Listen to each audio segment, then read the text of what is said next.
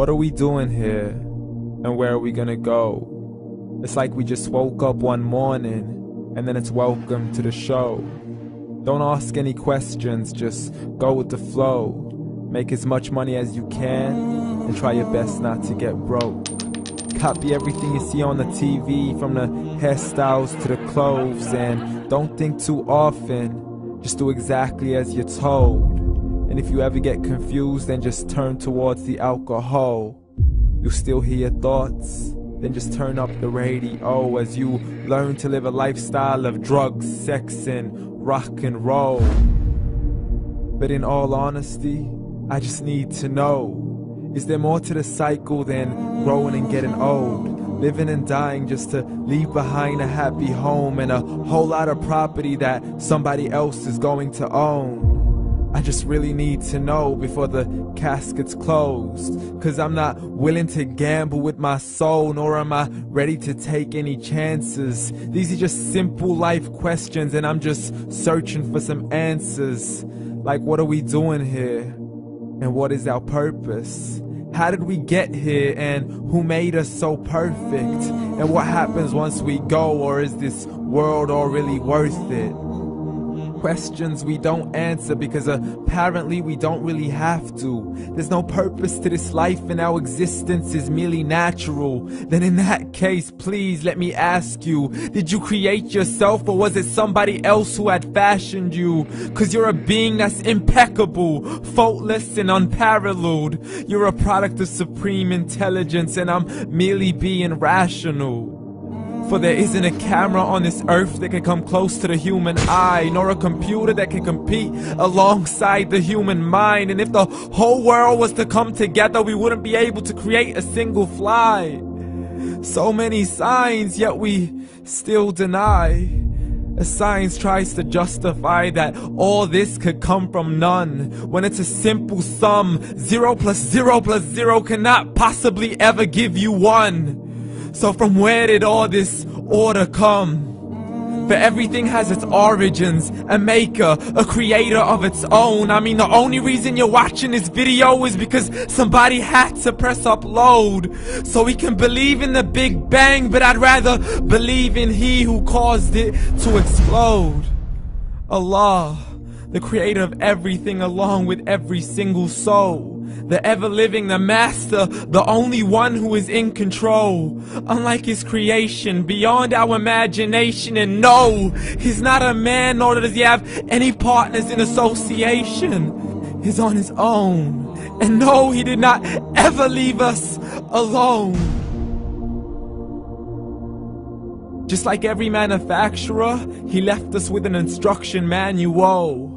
The Quran and Islam, and I'm sorry to jump to conclusions, but it's the only one possible. The only definition of God is the one and only supreme being. It's logical, a book with 0 contradictions, with miracles that are both scientific and historical, all revealed over 1400 years ago. Like the detailed description of the human embryo. The descriptions of the human embryo in the Quran cannot be based on scientific knowledge in the 7th century. To the mountains as pegs holding firm the earth below, and the 2 seas that don't mix in a complete separate flow. To the planets in orbit, alternating night and day as they stay in flow. The expansion of the universe and the creation of everything from H2O. To the stories of the past and the preservation of Pharaoh. To identifying the lowest point in the land where Persia defeated Rome. The gushing fluid that created man in the glands between the ribs and the backbone. And not a word has changed, it's still the same. So please explain how all this was known over 1400 years ago. To a man who couldn't read or write, as he would recite whatever the angels spoke. And if you still don't believe, please try to come up with something that's even close. But you can't, so we took God as a mockery and his messengers as a joke. Muhammad could not read or write. How's somebody who can't read or write gonna start a religion? Dismissed his scriptures as legends and tales of the ancient folk, as we live life according to our whims, desires, and hopes. saying this life is the only home we will ever know. We will live then die, then simply turn to bones. YOLO! Correction, after the grass dies, the rain arrives and it regrows, and Allah promises to do the same thing to your very soul and bring you back from your very fingertips to your toes, as the all-seeing supreme being watches us so close, and we are surely being tested in our wealth, our health, and our self, and everything that we've been blessed with. So believe, for we will surely be resurrected and be brought back to our Lord and account for every single deed, as He hands us our books and orders us to read.